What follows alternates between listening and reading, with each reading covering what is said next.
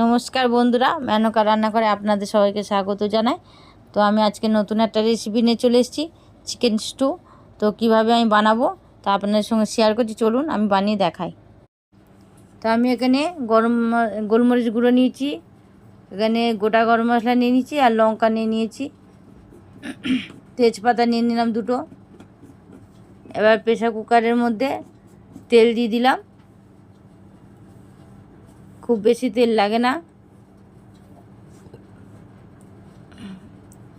গাজর কেটে নিয়েছি, বিনস নিয়েছি, পেঁপে নিয়েছি, আর এখানে পেঁয়াজ কেটে নিয়েছি দুটো, আর আলু কেটে নিয়েছি, আর একটু টমেটো নিয়েছি।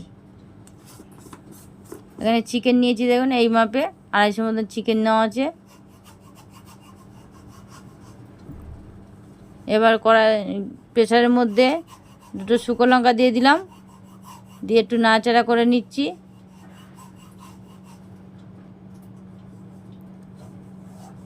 তেজপাতা দিয়ে দিলাম,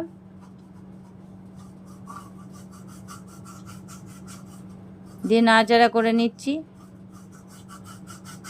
ওর মধ্যে এবার গোটা গরম মশলা আর গোলমরিচ সব দিয়ে দিলাম, দিয়ে একটু নাড়াচাড়া করে নেব।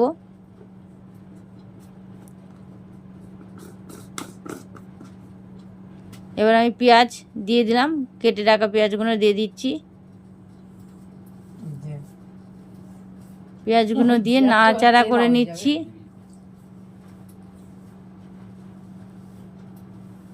পেঁয়াজটা একটু ভাজা ভাজা হয়ে এসছে।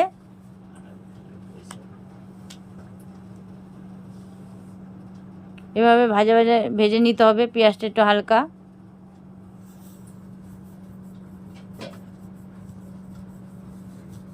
এবার আমি কেটে রাখা আলু দিয়ে দিচ্ছি,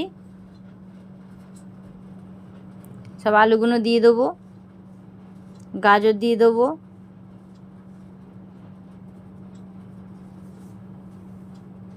পেঁপেগুলো দিয়ে দিলাম, দিয়ে ভালো করে নাড়াচাড়া করে নেব। একটু নাড়াচাড়া করে ভাজা ভাজা করে নিলাম। এবার মাংসগুলো দিয়ে দিলাম, দিয়ে আবার নাড়াচাড়া করে নেব। এভাবে নাড়াচাড়া করে নিচ্ছি। এটা খেতে খুবই ভালো লাগে, আপনার পাউরুটি বা রুটির সঙ্গে এটা খেতে পারেন, বাচ্চাদেরও খুব ভালো লাগবে। বিনসগুলো কেটে রাখা বিনসগুলো দিয়ে দিলাম,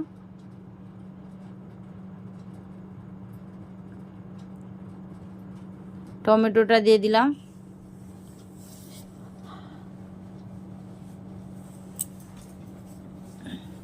দিয়ে এখানে আদা রসুন আর একটু সামান্য কাঁচা লঙ্কা বাটা আমি দিয়ে দিলাম, নুন দিয়ে দিলাম স্বাদ মতন, দিয়ে ভালো করে নাড়াচাড়া করে নেবো। এভাবে একটু গোলমরিচের গুঁড়ো দিয়ে দিলাম, দিয়ে নাড়াচাড়া করে নিচ্ছি ভালো করে। মশলাটা যাতে ভালো করে নাড়াচাড়া করে কষে নিচ্ছি।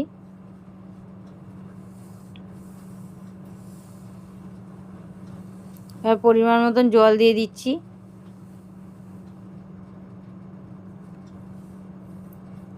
দিয়ে দুটো সিটি মেরে নেব। প্রেসারে বসিয়ে দিয়েছি, দেখুন আমার স্টুটা হয়ে গেছে, চিকেন স্টুটা। তো কেমন লাগলো একবার কমেন্টে জানিয়ে দেবেন, আর একটা সাবস্ক্রাইব করে দেবেন, আর একটা লাইক করে দেবেন, যাতে আরও নতুন নতুন রেসিপি আপনার সঙ্গে শেয়ার করতে পারি। তো এখন আমার মতন আবার এলাম, নমস্কার।